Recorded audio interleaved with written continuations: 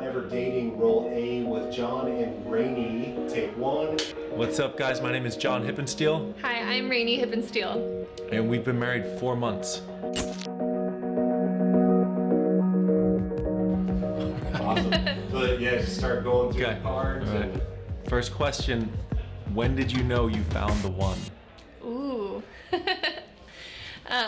This is a good question. I feel like when I think about that question and over time, it's always been, what is the one gonna feel like? Right. And it can seem like it's gonna be a certain moment. Yeah.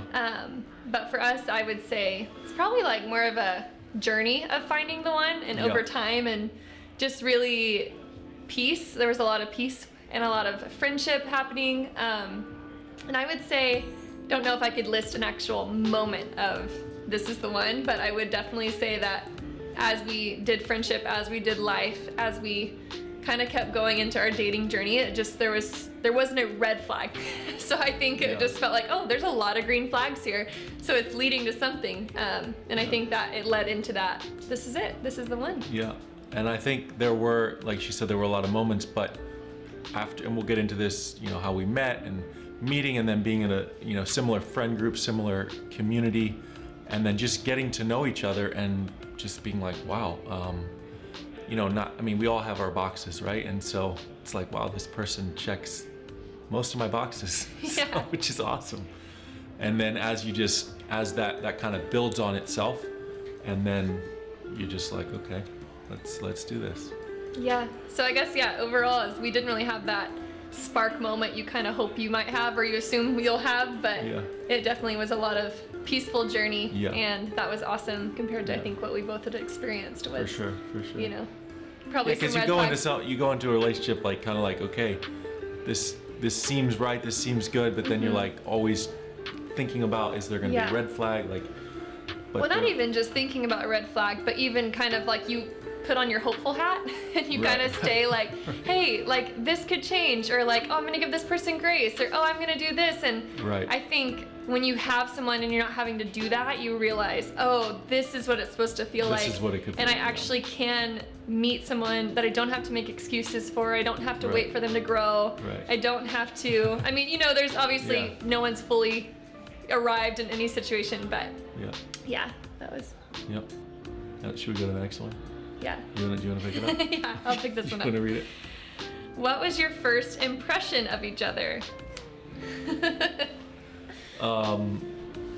My first impression of her, we met at church, and I was like, wow, there's a beautiful 5'10", tall, athletic girl who obviously loves Jesus because she's on the prayer team.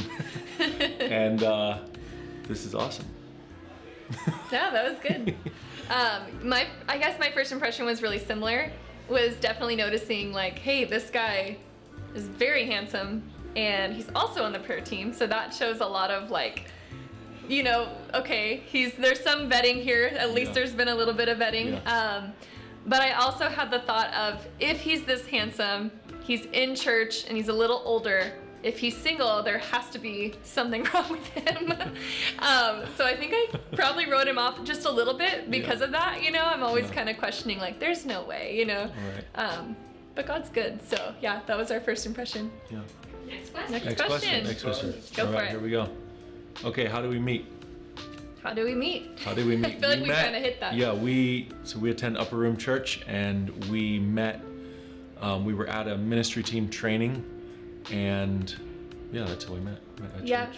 Well, long story short, I'm from Texas originally, but I was living in California for 7 years and kind of came out of a really hard season and a long season of singleness for me, and doing all the things I knew to do, but just not ever, really having any breakthrough, I would say, and having a lot of situations that kind of led to hope deferred. And so I moved back to Texas actually in a pretty hard spot.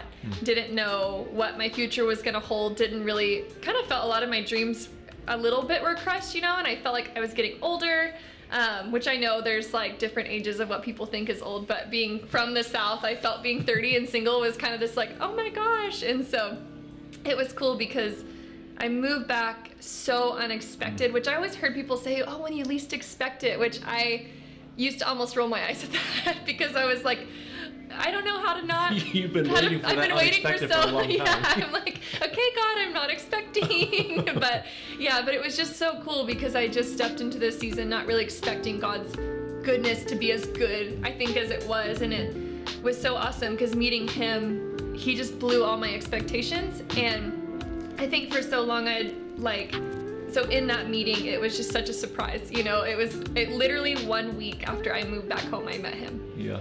So it was really cool. Yeah. And I'd been going to this church. I had moved to Texas, I think a year at that point. And I had been on the prayer team, on the ministry team, and was just, I felt like for the first time I had found my church, and I was just feeling very settled at that church in Texas. I love Texas. It's a great country. You guys should visit sometime. And so I think just being there and then just seeing her come along, and her spiritual parents were the couple who runs our prayer ministry and relational team. And so I was like, wow, this could be really awesome. And then we happened to be in like a similar friend group, similar like small group. And then I was like leading some fitness. I do some fitness training, so leading some group fitness classes for our community, and she's kept coming, and that was awesome. It did. It was like an 1.5-hour drive, and it was so worth it. It's like I got to. Who knows what could happen? Yeah, and so we got to get to know each other in the context of friendship and ministry, shared ministry, and then asked her out like 4 months later, I think, and then another 4.5 months we got engaged, and then 4 months after that we got married, and now we're 4 months married. All the fours. So, That's awesome. So basically, Yay. yeah. Should we go to the bonus question? Oh yeah, let's do the bonus. Bonus question. Ooh, what's the best gift your spouse has given you? That's a good one. That's good. Wow. He's a good gift giver. So I like giving gifts. He loves to give gifts. I would say, best gift you've given me. I'm trying to remember. I mean, I don't know if this counts as a gift, but he did take me to Broken Bow for the weekend for my birthday. We did do that, yeah. And it was one of the most fun weekends, so I would say that was a good gift. That's a good gift, yeah. It was a really I enjoyed that gift. That was a good gift for both of us. Get to share. The best one you've given me. I don't know if this was. I think this was from you when we got the back of my truck bed. Oh, it was, yeah. That was awesome. Like she like what do you call it? Your spray-on bed liner. Spray the bed liner. Spray on bed liner on my back of my truck. So. And I did it when he wasn't. He was actually out of town. I had his truck. So I snuck it and I did it, and I couldn't even wait to tell him the surprise. So I FaceTimed him. I was like, I'm sorry. I wanted this to be a surprise. I was so excited. Yeah. She's not good at saving surprise, but that's okay. It's okay. So as a newly married couple, one piece of advice that we would give, that I would give would be, you're in this for the rest of your life, so there's no rush.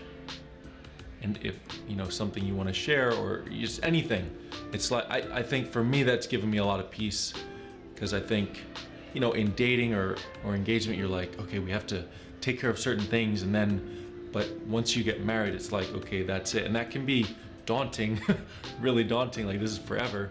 But then as you get in, I mean, obviously we're 4 months married, so we're very fresh, but what's given me peace is like there's no hurry. There's no hurry. We have the rest of our lives to work on whatever this issue is, or anything. Mm-hmm. Yeah, that's good. I would definitely say, good job.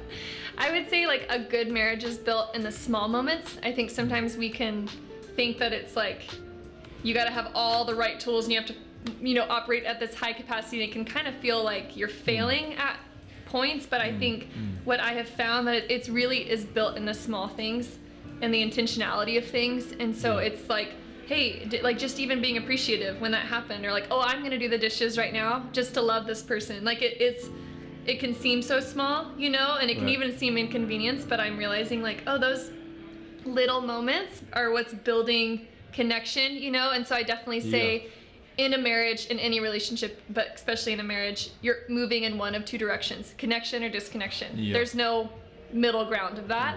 And I think for us, we're like, how can we move to connection and like have that as our goal, and it be a practical, like we're moving towards connection, and little tiny ways that build that have been, yeah. So